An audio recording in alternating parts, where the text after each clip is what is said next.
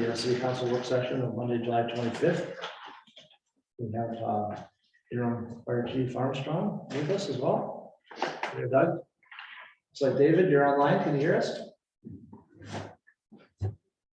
Was on mute. Okay. Thank you. Yes, Mr. Mayor, I can hear you. David, can you hear us? me? Yes, Mr. Mayor, I can hear you. Can you hear me?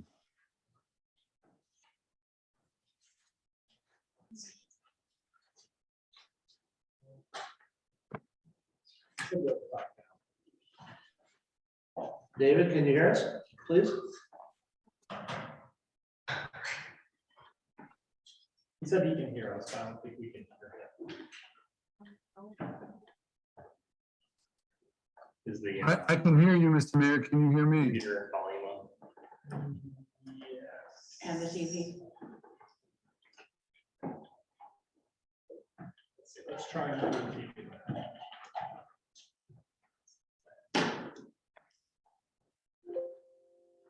David? Yes, I can hear you. Great, we can hear you as well. Thank you. Can you hear me now? Yes, we can. Excellent.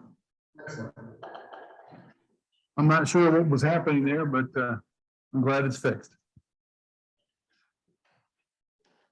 I think we could get started. So Justin, I'll let you tell us what's been updated since our last work session. We found the packet is on the website, which is not emailed out by a link to everybody. So if you didn't find it, it is available. Yep, in the agenda section. Yeah, sorry about that. So in working with David, David put together a updated memo, which is available on page 28 of the packet. Or no, sorry, page 15 of the packet. That was it. There are not page numbers. That's right after the signed resolution.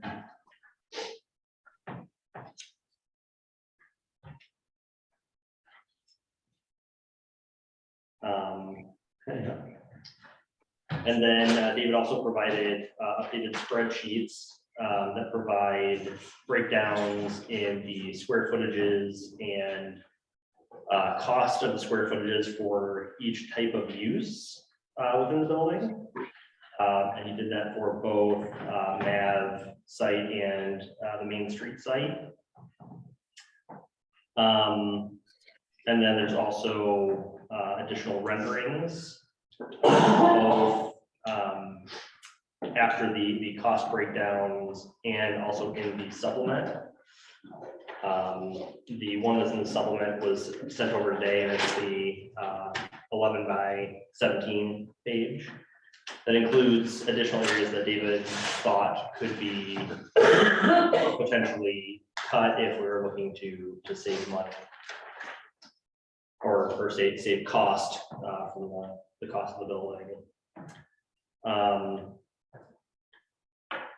I did reach out to our bond counsel about the concept of doing a special assessment. They didn't seem to think that any other community in Michigan has done it that they're aware of. And Tom Colas, our attorney, was on vacation, but he sent a quick email back saying he didn't think that it was allowable, but that he would provide more information when he got back from vacation. You have copies of the proposal language in the packet, along with the draft resolution. And I know that was something that City Council wanted to potentially discuss tonight. So I guess, is there anywhere that anyone wants to start discussion? Or if we want to hear from David, if David wants to provide any commentary on what was provided. Yes, thank you, Mr. Manager. I'll just do a really brief overview, and some of it's going to repeat what you said.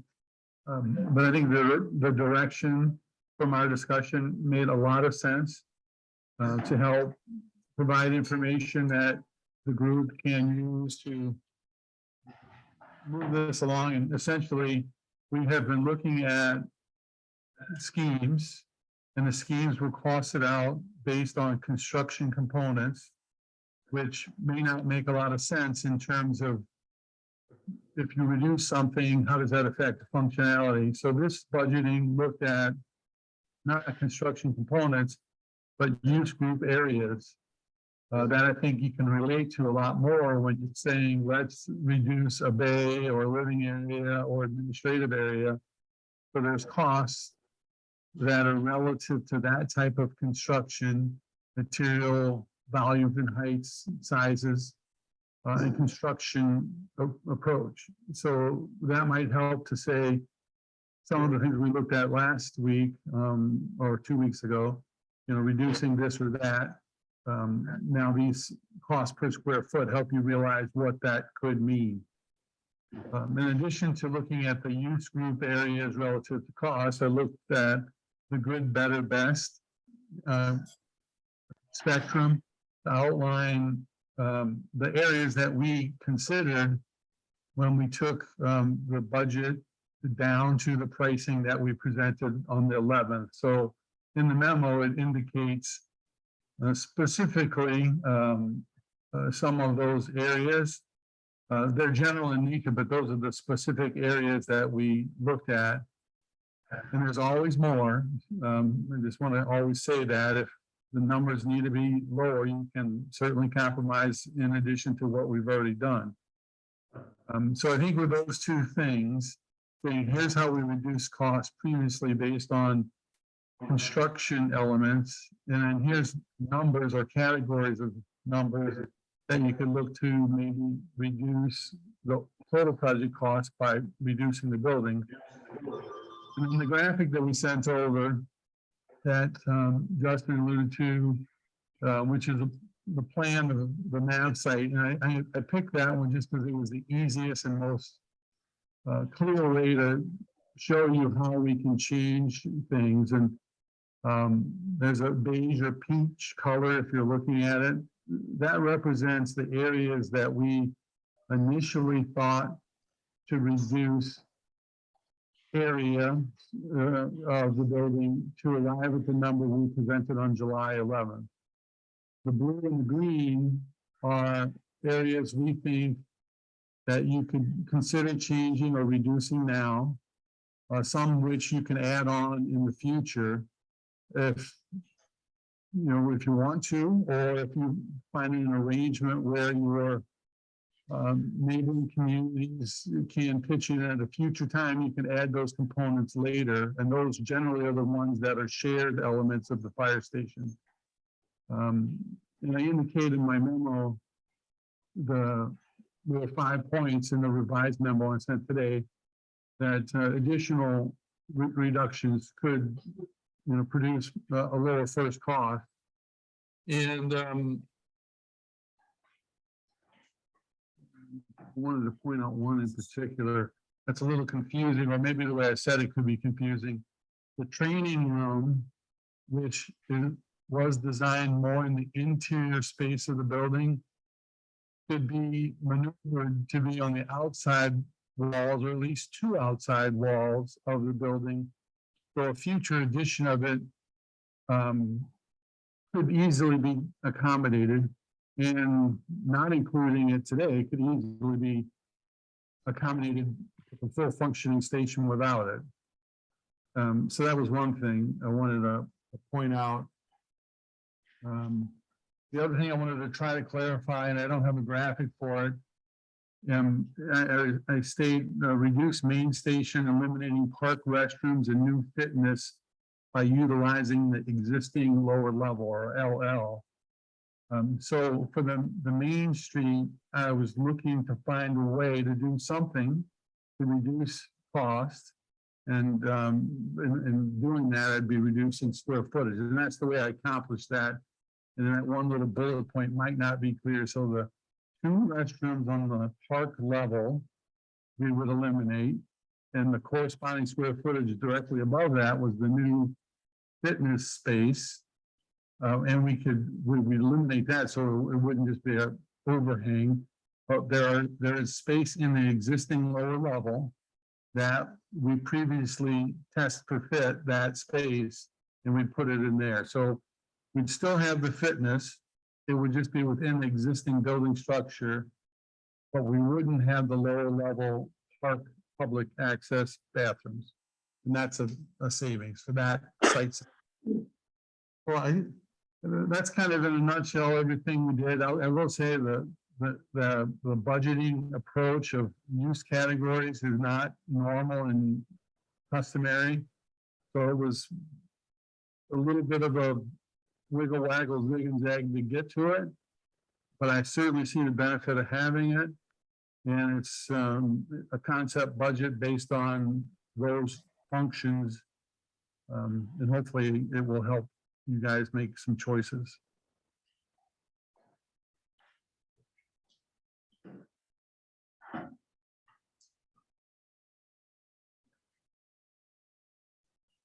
Sorry, I'm reading in the packet. Does anybody have any questions for David?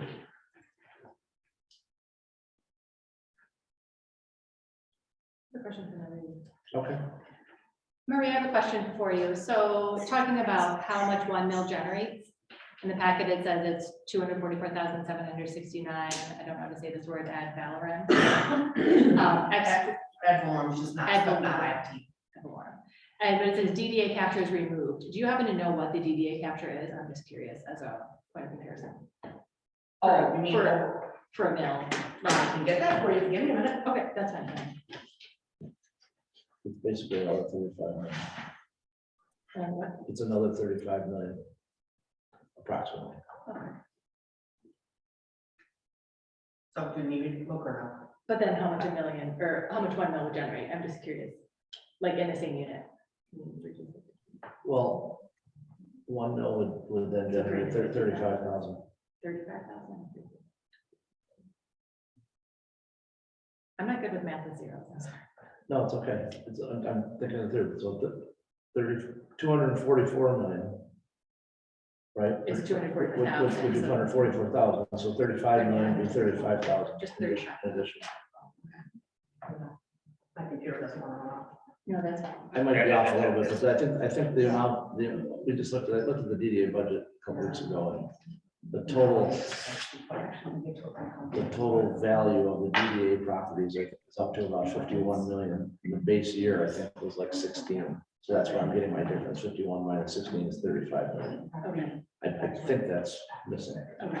Marie, I'm not trying, please confirm, so I'm giving Jamie an. Yeah, we're just pulling up on Michelle's computer. So the DDA capture altogether was 388,000. Oops. 1 mil is 35,677. Oh. Okay, thank you. Thanks, Michelle.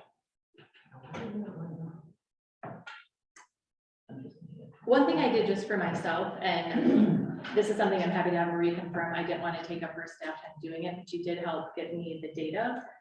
I was curious to know the distribution of taxable values in the city, particularly for those classified as residential. And so then I looked at what did that look like for 1 mil, 2 mils, 3 mils annually, and by month. So 1 mil, just for the residential codes, for the 50th percentile, I budget monthly, I guess. So that means a little bit more to me. For the 50th percentile, it's $10.6 a month. So that means half of those residential units, I guess, people getting property tax bills. For 1 mil, it's $10 a month. And then for half, it's more. The 99th percentile is $22 a month. So then you can multiply that up, obviously, for 2 mils and 3 mils. If you go for 2 mils, the 50th percentile is $21 a month, and the 99th percentile is $44 a month. For 3 mils per month, The 50th percentile is 30, I guess it rounds to $32 a month, and the 99th percentile is rounds to 67. So I know we have this example where it says, suppose you have the assessed value of 200, taxable at 100, this is what it costs per year. I was curious to see across our actual distribution of taxable values, what do these equate to per month? So I wanted to share that information with you. What was the 2 mil like this? The 2 mil per month, the 50th percentile was $21 and the 99th percentile was 44. And actually, I mean, it's interesting. So even the lowest quartile, so the lowest 25%, so I guess that's $16 a month. Anyways, I mean, it's an interesting distribution. There are some outliers on the higher end. So 2 mils per month, the maximum is $75 a month is the largest.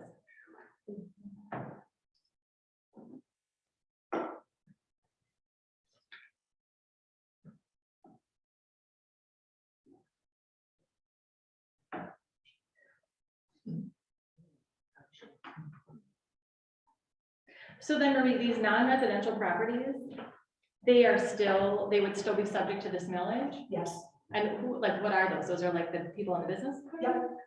yep, commercial, industrial. Okay. But if their taxable value is set at 0 for statutory reasons, they don't participate in a millage. That is correct. But would that have been reflected in the numbers you sent me? No, there was no exempt. It wouldn't. Yeah, I didn't give you any.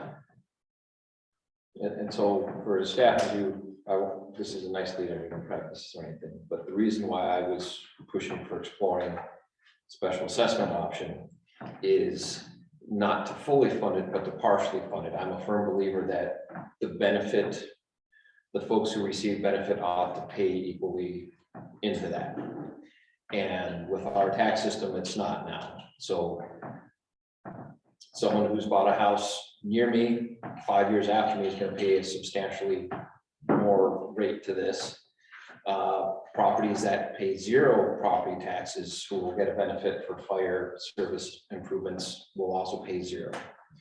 So the reason why I was exploring that is the thought that we could have a portion of that where we could say every residential dwelling unit in the city, you pay $50 or $100 a year, and the rest of it comes out of the millage.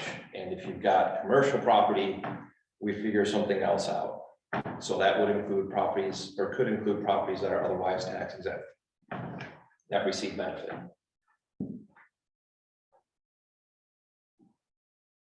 And what did we conclude on special assessments so far? So our bond counsel, our attorney, didn't seem to think that it would be allowable, but he wasn't 100% sure and said he would get back with me after he got off vacation.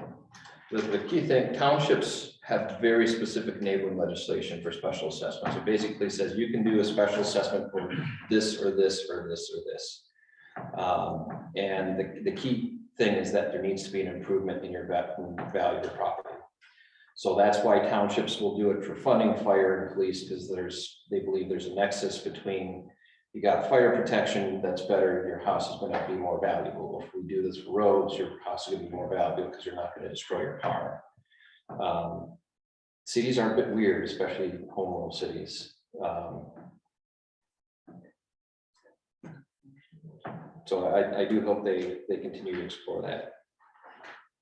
So are you thinking that it would be, the entire cost would be No, proportionate or a no, portion? a portion of it. I think it's important that folks get to vote on it. But it's a way to level the benefits with the costs across properties, which kind of strikes me as a fair thing.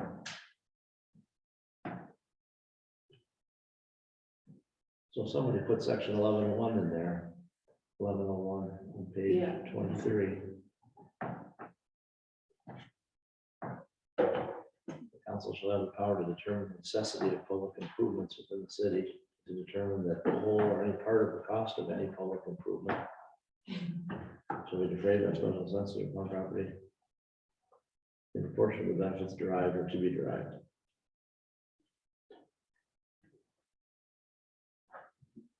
It doesn't seem to limit the public improvement there.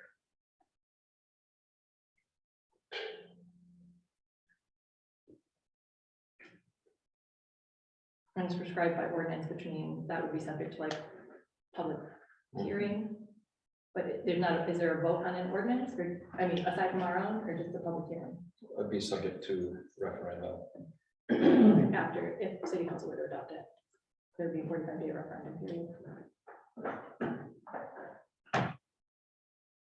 The other thing I like is that you're able to pay it off ahead of time. So if you got money now, you can pay it off and end up doing less. But I just want to again explain why I was geeked about that potential. We might have a $10 million building that pays zero property tax, but benefits greatly from having a place where you can park a fire truck that can put water on the roof. If it's all millage based, they won't pay a penny. If it's assessment based, they may pay a portion of that. So the You're thinking- schools. You think like the wellness. Potentially, yeah.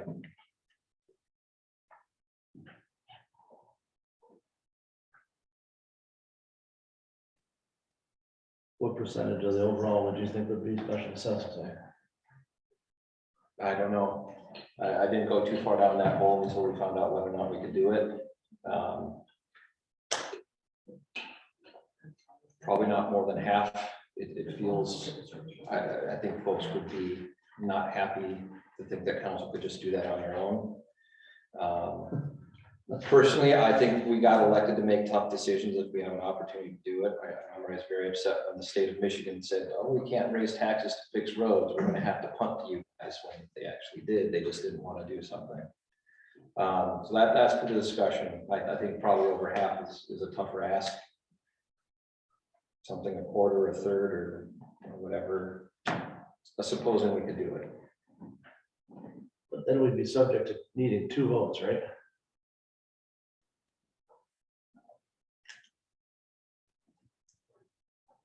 Is that what we're saying? We'd have to have one referendum for the special investment? No, we would take a vote as a council to, and we would make that decision. Okay, and But somebody there would be a objected. 45-day Okay, referendum somebody period. objected to it. Okay, all right, Yeah. okay, I thought you were But saying. it the doesn't go opposite. on ballot. Okay, It only goes on ballot if they petition. yeah, if somebody objects to it. Okay. One, what we could do too is we could do the ask for the millage. And it's a maximum. We don't have to do that whole thing. So if it gets approved, then we can do special assessment after that to and reduce what the millage rate is. Okay.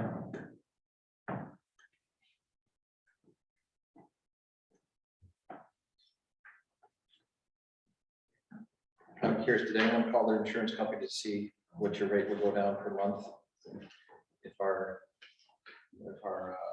ISO were improved by 1? I meant to, I did not. You'd be surprised how quickly they can pull your ISO on their little insurance ratings. It's huge part of the process. And they know how far your house is from a fire hydrant too. Yeah, I used to sit in an office and listen to people quote it all day long. Interesting. I like the idea of a special assessment. I like that it equalizes at least some portion of what people are paying, because I think my understanding is it's a Michigan thing, but perhaps in other states, maybe Pennsylvania has the same thing, but just the way the property taxes work and the uncapping and that whole thing. So you have a huge range. You can have the 2 houses next to each other. And I also like that it can bring in other entities that are not normally subject to the millage. So your theory is we still gotta figure out what question to ask in November. Ask for a bigger number or ask for a number. Whatever the number is, and then potentially evaluate whether to do the special assessment after that. If we can. Yeah, if we're allowed. And if somebody petitions it or referendums it, right? Then, and that passes, then we're just back to the original millage. It's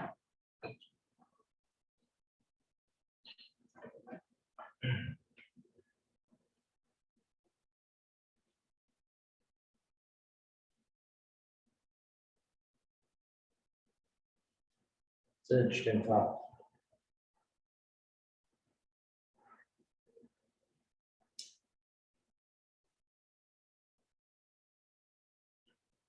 How many properties do you think are exempt? Do we have an idea? That aren't owned by us in schools. Wellness. Churches, yeah. Yeah, churches, okay. But not all church property, depends on whether it's how it's being used. Like St. Andrews, they're renting a house, so that's not, Right, exempt. okay, so, Not a lot. I mean, there's a lot of government owned. Yeah. The medical centers like, IHA, the U of M, the health clinic, those are tax exempt. They're affiliated with okay, yep. hospitals.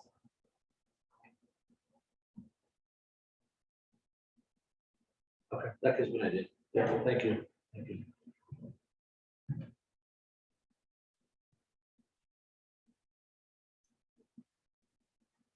So Jamie, when you were putting this together for the data for the monthly, Right.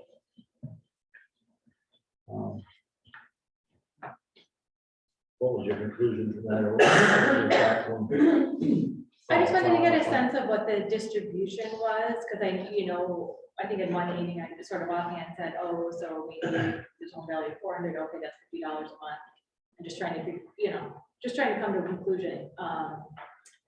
Or just so everybody could come to their own personal opinion as to what this monthly burden looks like. I think I saw for the recreation millage, there was the Sun-Times who said, oh, this is your cost per day, which isn't really meaningful to me. I don't budget my day. Right. So, and even the annual one is hard to visualize, but I know when I see a number like the total cost of this project, $14 million, it sounds like a ton of money. Or when you think 3 mils, you're like, wow, that must be a lot of money. So this was just another way to get a feel of what amount of money it is. And I think it's up to everybody individually, I guess, to decide what they feel comfortable. So like the $44 a month, which is, if I wrote it down right, the 2 mils at the 99th percentile, so the highest. Right, the max is 70, the max would be 75. Okay, but 99th percentile, 44, which is. Yeah. So 44 times 12 would be about I mean, I know what it 528 or whatever. Yeah, I can tell you the annual if you want. 555 is the 99. Okay, 535. So over 20 years, that's 10 grand.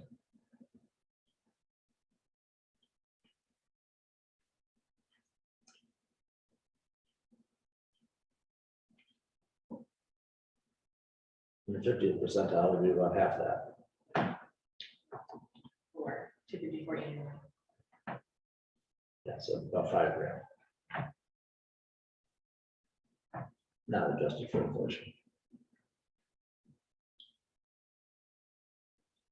I think one thing that'd be useful for decision making is kind of the inverse of that of with 1 mil, this is the bond that we could get. With 2 mil, this is what we, with 3, this is what we could get.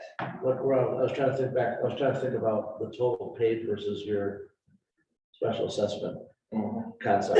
So if somebody was, if we were doing 2 mils and somebody had was their total commitment through a bond or through a millage was 5,000, per se, the 50% level. What, I was gonna then ask, if you think of it that way, what amount would you want to be able to pay by a special assessment? And would you do the special assessment like over a shorter period? Like 3 years or something? Or something quicker, or would you spread it out to where it's? I don't know. If you sell a I'm house, just throwing- does the throwing special ideas, assessment throwing stay with questions the out there. house? If you sell a house, the special assessment stays with the house. Yeah, Yes. but if you pay it But if you off, had paid it off, then it it's- would. Did you have a question, Ron? Yeah, but I just thought of another exempt property, that would be like your veteran exemptions. And they do pay special assessments. That's their law. And for future budget stuff, there's a very clear path to using special assessment for road improvements too. We have a separate millage, but that could be another thing that we could explore in the future. If we're really, sorry, can I? Yeah. If we're really gonna go down the road of considering this, is there any way, Marie, I don't know if there is, to sort of loosely calculate what these exempt properties would be generating in taxes if they were not exempt? Because that would, you know, I mean, wouldn't that sort of tell us what would be fair to ask them in a way? Yes and no. The township, all of the old stuff that came from the township, that's all government owned, none of those buildings are calculated out for value. Yeah, and I just pulled some of them up and saw that. Yeah, so I would have to calculate. the Yeah. value. Just based on Mhm. how like this Hill- sort of, Hilltop, there's another exempt one. Hilltop, for example, I built out the building, so I know the value of the property, but a lot of the old ones. yeah. Well, and I just saw that St. Joe's actually owns a couple of random properties that aren't anywhere near the actual church too. So there are some, I mean, strange ones out there. A few years ago, I sent out a questionnaire to all of our non-governmental exempt properties. I didn't get very good compliance, but yeah, I do have some of that information. I mean, even if you could just loosely estimate it based on, you know, land, like acreage and square footage or whatever, I mean, I don't know, just any sort of idea would help me, I think, as we consider this. Be a very big project. Yeah, it sounds like it. Also, the other question I guess I would ask them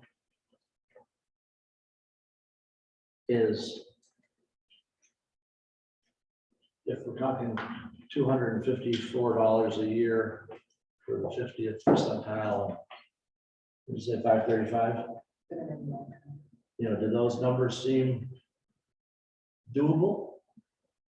I mean, do they seem like a burden? Will we be imposing a burden on most people, or are those manageable numbers in a whether it's monthly or annually, because I mean, you're paying your taxes annually. More monthly, but that's. Or monthly, I guess. In that's practice, in I just practice, think yeah. that's a really subjective question. I because know, you well, can I'm just trying to get at, what are the people thinking? Yeah, I'm thinking just, and that's me thinking out loud, you know, like the difference between like, you know, how many people are, how many incomes are in the house, and there's just a lot to consider. What are those incomes? We don't know. And there is also like, and I don't know if this is even a possibility, that if we do, for example, a special assessment, would that cause for some that if they had gone just by the millage, they would pay less than if we do a special assessment plus whatever is left over millage. I'll give you an example. Yes, they would. So if you've owned a house for 30 years, you've been capped for a long time. And if it's entirely by millage, you're going to be paying a much smaller amount than if we just came and said that all dwelling units are $100. You're going to be paying more. So it's that 50th percentile thing. If you're below it, you're going to be paying more. If you're above it, you're paying a bit less.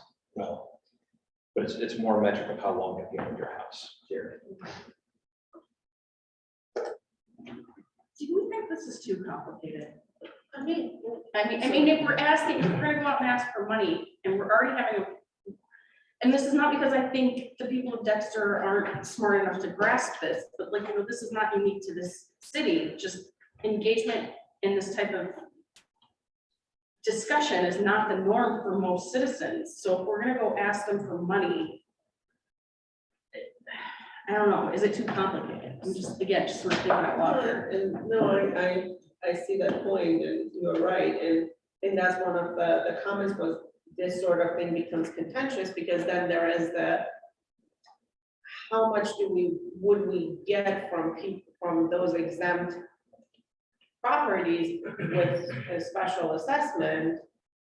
And would that, be greater than what we might charge, somebody whose taxes all of a sudden is going because of the special assessment above the, if they vote for the millage? What is the balance there, right? That yes, we might get through that some from the exempt, but are we putting additional burden to citizens who are paying taxes in some cases? So for them, they're like, well, you are actually putting more, more burden on me than if we just did not go with taxing them.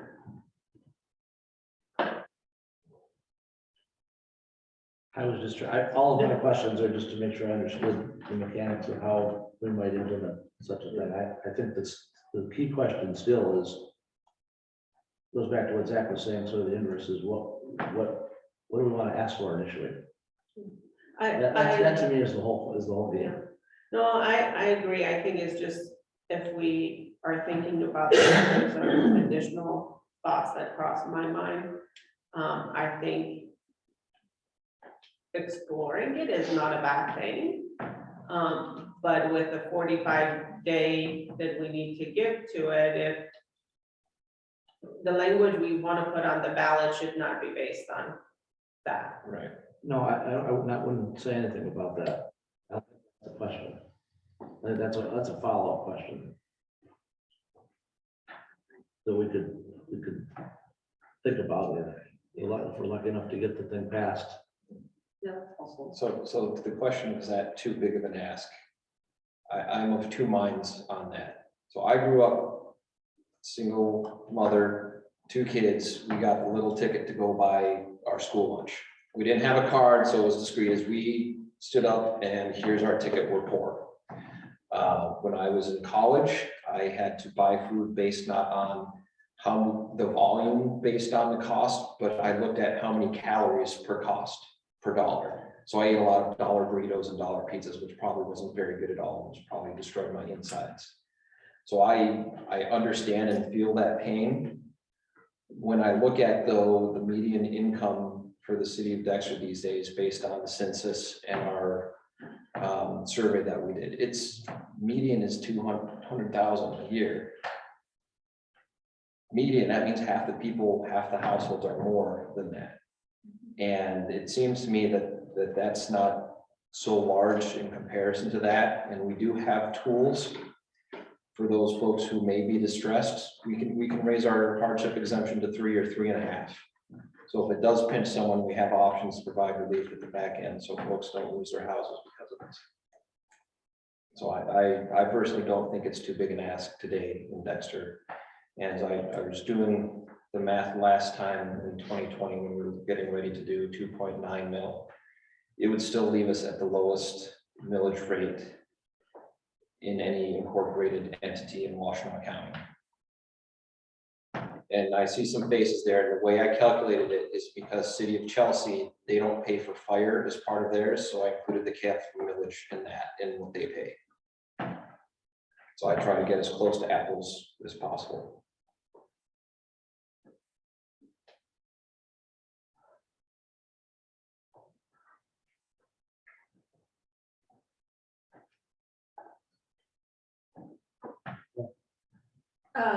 Yeah, I mean, it seems to me a key point might hinge on whether or not we're actually able to do this. I was able to just pull up something related to the township of Waterford. I know it's a township. They had a special assessment for police and fire departments, and they referenced Michigan Public Act number 33. And there's some amendment allowing townships, but then it also says qualified cities, which based on their definition, we would be one because we're less than 50,000 people, allowing them to raise money for police and fire departments. But then as part of the resolution where they adopted this, it says the annual special assessment allowed under the act may be levied on the taxable value of all real property in the township that is not exempt from property taxes.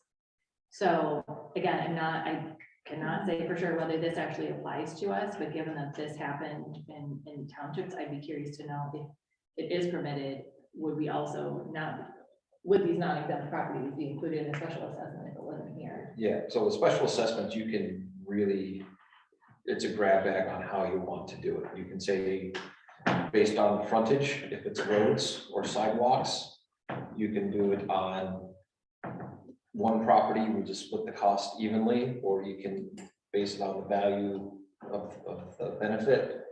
There's a whole lot of ways, and I think even, for example, Webster Township, when they did a special assessment for, they had a public road that they turned private. They did a combination where everyone pays a base rate, and then you also pay based on the value of your property.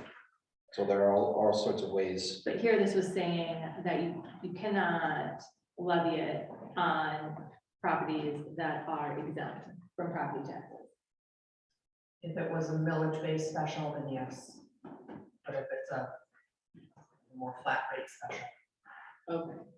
Well, yeah, obviously, we still need to confirm whether we can do it. So Zach, to your question, if we look at page 11 in the work session packet, which is the City of Dexter facility bond estimate that was provided some time ago, and I'm happy to share my screen, so who wants to look at it. So that was projected for 10 million, for a $10 million bond with 2% taxable value growth, that we would need 2.37 or 2.38 mils to pay off that 10 million over 20 years. Josh also has it up on the screen too. Okay, yeah, that's it, that's the one. If you see it. So I mean, if, and I'm going back to my spaghetti against the wall last time, I think if we can keep this for two mils or maximum 2 mils, I think to get people's attention. 2 mils would allow us to borrow about 8.4 million in principal. If I just take 80%. 2 over 2.3 as a percentage of the 10 million. I'm trying to answer your question or think about that direction of your question. So the question becomes, what does 8.4 million buy us? In my scenario. Doesn't have to be my scenario, but that was and that was the heart of what David was explaining is there's some, we're looking at, where's the map one? Map said we build 11.1.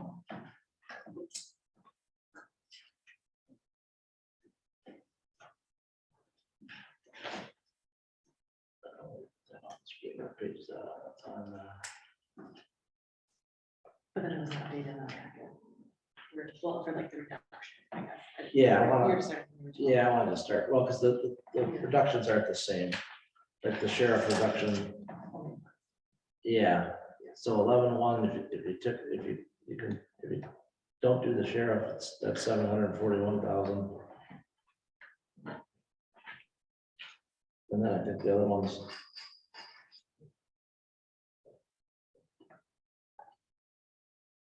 Or you could get pretty close to 8.4, so that's what I'm getting at. Got my own.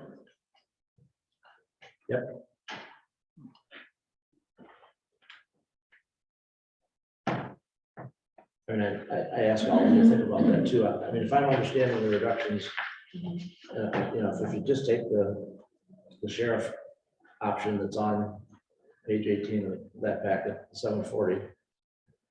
The difference between 8.4 and 11.1 is $2.7 million. So the sheriff is 7, right? That's 25% of it.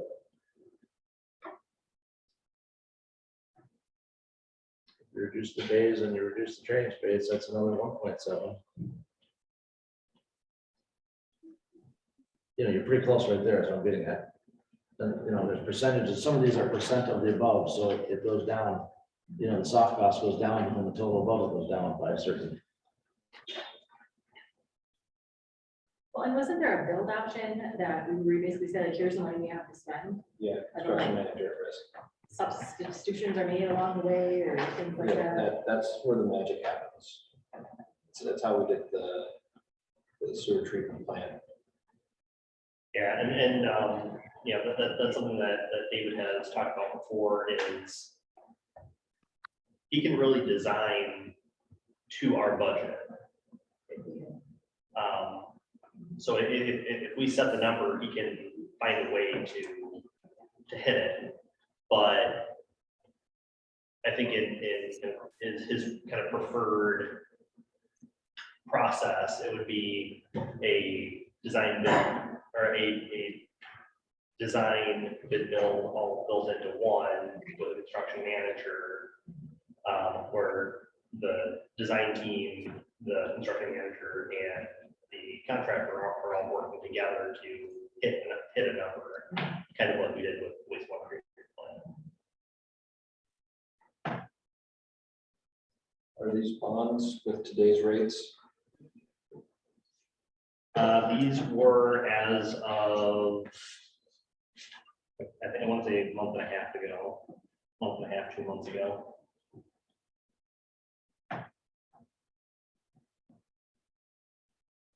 I'm gonna make the pitch that we do it right and we do it once. If we're taking out bonds for 20 years and we know we're gonna have to do an additional thing within 20 years, that feels dirty to have a bond on a bond. And we can see it coming. So again, that's my long-term planner perspective. I'm the guy who put a wall roof on my house. Yeah, and Zach, you know, the public may not see much difference between 2 and 2.3. I mean, in the grand scheme of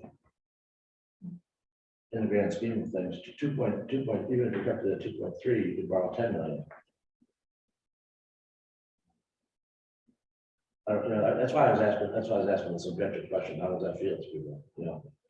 And translate it back to our amount per year, that's where my head was.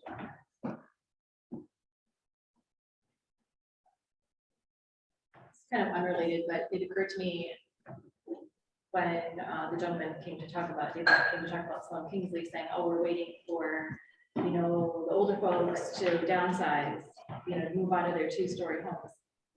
What incentive do they have if their home is paid off and they've been living in their house for 20 years and their property tax is much lower than their neighbors? Even if they could buy outright with cash the place that they're going to downsize to, everybody's nodding, you know, where I'm going with this, their monthly property tax bill is going to skyrocket. And anyways, just, you know, a thought I had as we talked, I mean, just how this is all structured. We've only lived here 5 years, and I'm telling you, it's consideration. If we wanted to, you know, find a place with a little more space, you know, that's like totally relevant. It's like, well, we've been here for 5 years. You know, what are our property taxes gonna go, you know? So, I mean, you've all had that thought too. Anyway, related, but not.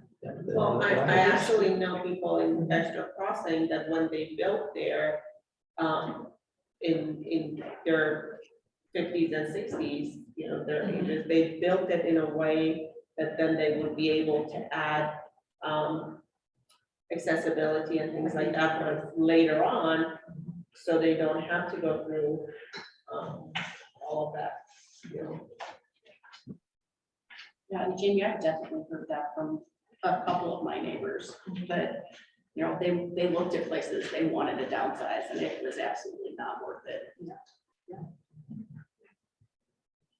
There's a reason why it's still 130-year-old house Right.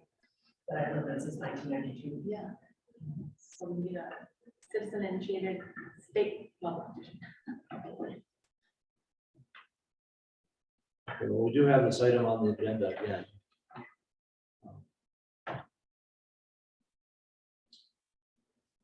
Do we have any questions for David?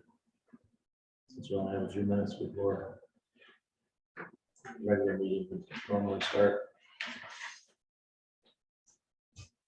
And we do only have one more regular city council meeting before the deadline to put something on the ballot for November. So we'd have to make a decision after next week. Unless you were to call a special meeting, Before the 16th. or you could also call a work session between now and 16th as well to talk more about it.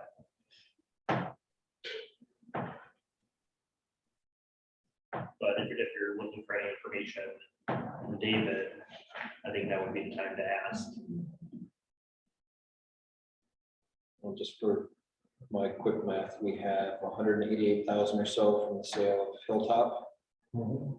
That was restricted for fire station. And we have 300,000 that we had raised from a quarter mil increase to pay for fire apparatus, which we're no longer likely to ever have to pay for because the DAFD is doing actual capital improvement plans now. Did we set any, and we could still set aside some money, Well, we could set aside some from the I mean, outstanding financial report is gonna be. so would that be close to $1 million? I mean, it sounds like that would be close to $1 million. Essentially. We could all pull in and Megan. Save We go to the fire station in every neighborhood. I mean, I think that's meaningful, and I think we need to, I don't know, somehow finalize that, so if and when we do go to the voters to ask, we can say, also, we managed to set aside $1 million. You know, that, I think, would go a long way. Yeah, I agree.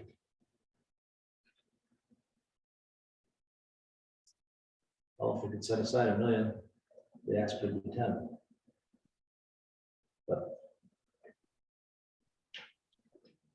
the estimate is 11.1. Oh, So if you could set aside 10% of that, you could, But I would caution that we're still on the optimistic side for the yeah, we don't know what. cost escalation. I don't know, in terms of Armstrong wanted to comment, it sounded like last time there was going to be a meeting about, oh, how could we position our apparatus across these buildings? Now, you know, sort of, these are an ideal situation. Oh, it's tomorrow. Oh, I thought there was one that was happening. Okay, maybe that's postponed there. Just didn't know if there was anything that you learned from that exercise, which sounds like it's not happening yet, that would inform the design or to give us more greater confidence in say reducing number of bays or something. I would say 3 bays is workable as long as they are shortened.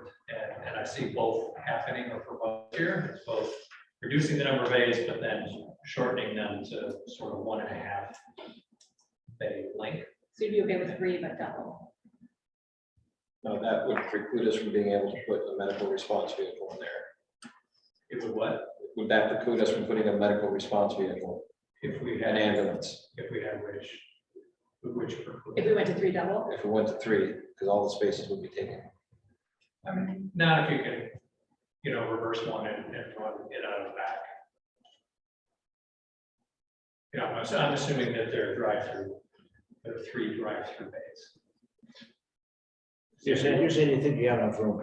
Yes, 3 full and double drive-through bays would give us the flexibility to, I mean, it's better if they're all facing right out on the road, but as long as we can get out the back and on the side street and out or around the building, now we can make it work.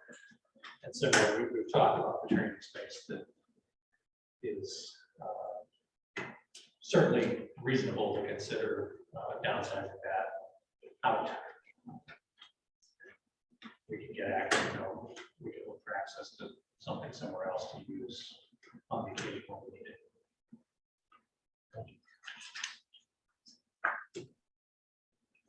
thank you. Okay, I've got 3 minutes to the start of the meeting. Does anybody need to use the restroom? Let's do that and then we can start. Adam, this is a 3-minute warning to the pledge of allegiance, which